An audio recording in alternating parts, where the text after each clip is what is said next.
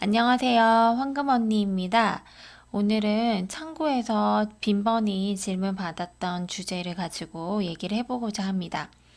이제 은행에서 현금 거래가 얼마까지 가능하냐 이런 질문들 참 많이 하는데요.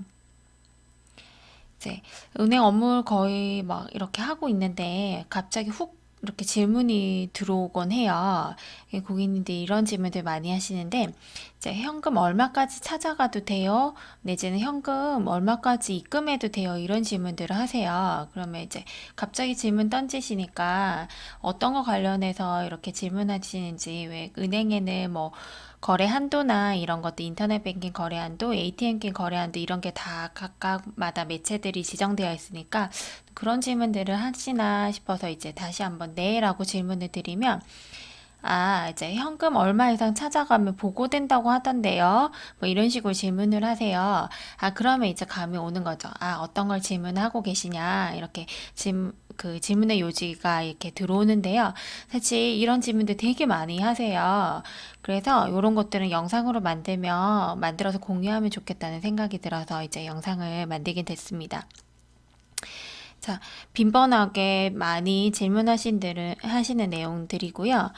이제 아셔야 될 건 이제 고액 현금 거래 보고 제도라는 게 있어요. 이거 네이버 지식백과에서 이제 찾은 건데요. 정의를 읽어보자면 동일 금융기관에 하루 1,000만 원 이상의 현금을 지급 또는 영수할 경우 그 거래 내역을 금융정보분석원에 자동으로 보고되는 제도이다라고 이제 정의가 되어 있는데요. 실제로 이제 쉽게 말해서 금융기관에서 고객의 현금 거래를 금융정보분석원이라는 곳에 이제 보고를 하는 그런 제도입니다. 제가 이번에 이제 이 영상을 준비하면서 자료를 이렇게 보면서 새롭게 알게 된 사실인데요. 저는 이 제도가 이제 우리나라에서 이제 불법적인 현금 거래를 이제 막고자 이런 제도를 시행한다고 생각을 했는데 그게 아니더라고요. 이 제도는 이제 읽어보시면은 유엔 협약 및 유엔 안보리건에 관련 금융 조치의 이행을 위한 이제 어떤 제도 중에 하나고요. G7이 합의로 설립된 기구에서 이제 이런 제도를 시행을 하게 된 건데요.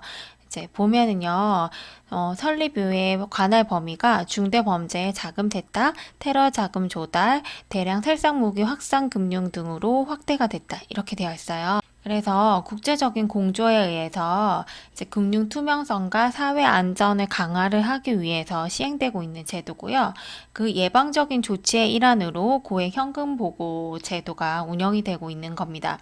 그래서 아까 이제 말씀드렸다시피 국제적으로 공조가 됐다 말씀드렸잖아요. 그러니까 우리나라뿐만 아니라 해외 이제 선진국들도 시행하고 있는 제도 중에 하나라고 생각하시면 될 것 같습니다.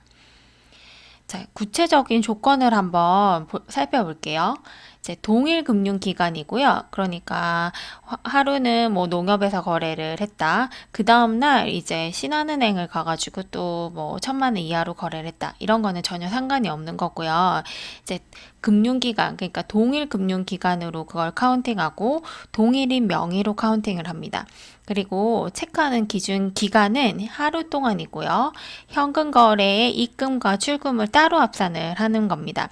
그러니까 입금, 현금 다 합산을 하지는 않고요. 입금은 입금대로, 출금은 출금대로 합산을 해서 그 원화가 1,000만 원 이상일 때 이 데이터가 이제 금융정보분석원으로 가는 거고요. 여기에서 이제 그러면 현금 거래에 대해서 좀 질문들을 많이 하시는데요.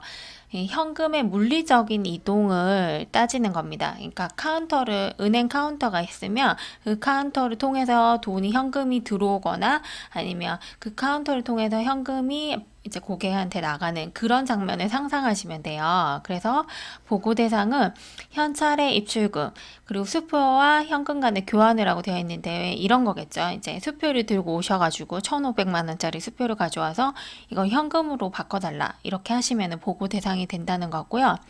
이제 계좌 간의 이체는 사실 그 계정의 변화이기 때문에 물리적인 현금 이동이 없는 겁니다. 그러니까 보호 대상이 아니고요. 이제 당연히 외국한 송금도 그런 물리적인 이동이 아니니까 대상이 아닙니다. 공과금 수납도 보고 대상이 아니고요.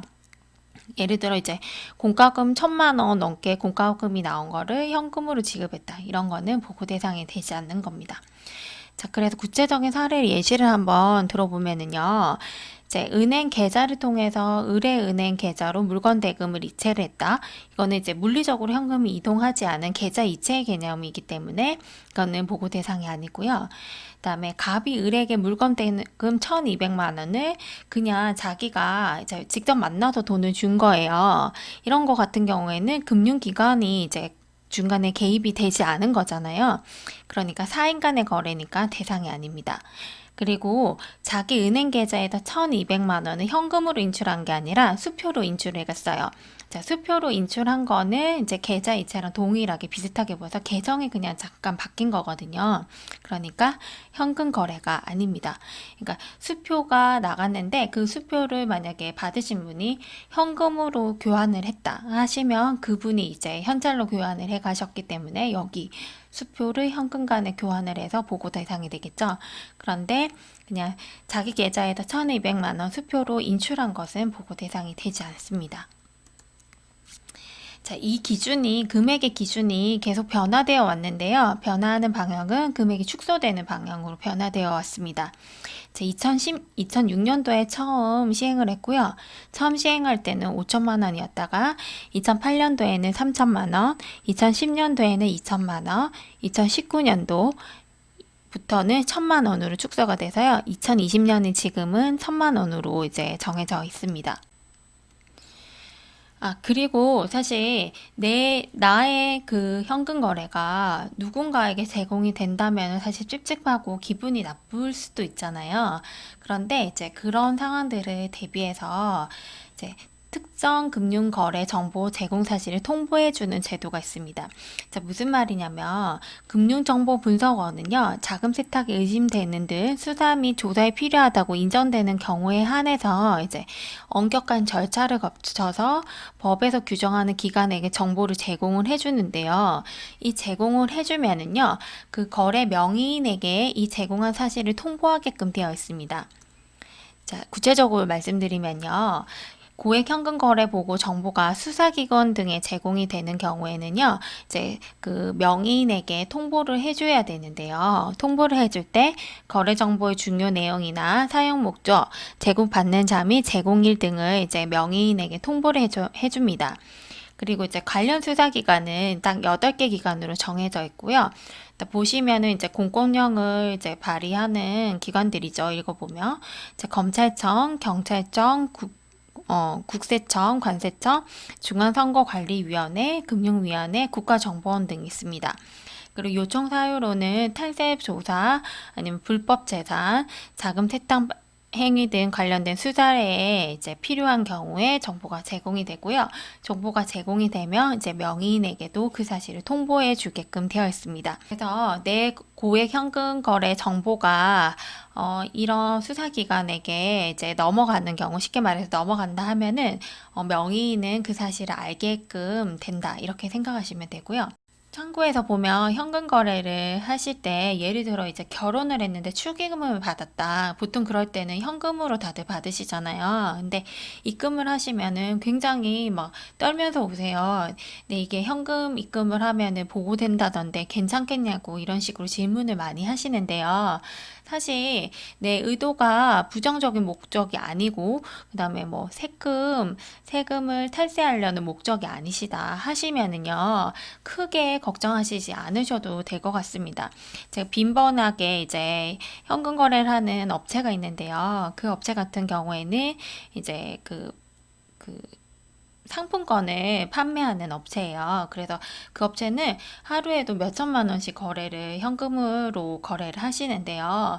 그분들 같은 경우에는 본인들이 이제 세금도 정확하게 내고 있고 보고도 다 하고 있기 때문에 전혀 문제되지 않는다고 하시면서 현금을 계속 거래를 하시거든요. 그러니까 본인이 정확하게 세무적으로나 아니면 불법적인 의도가 없다고 하시면은 보고가 된다고 해도 크게 걱정은 안 하셔도 될 것 같습니다. 네, 이것으로 영상을 마치겠습니다. 감사합니다.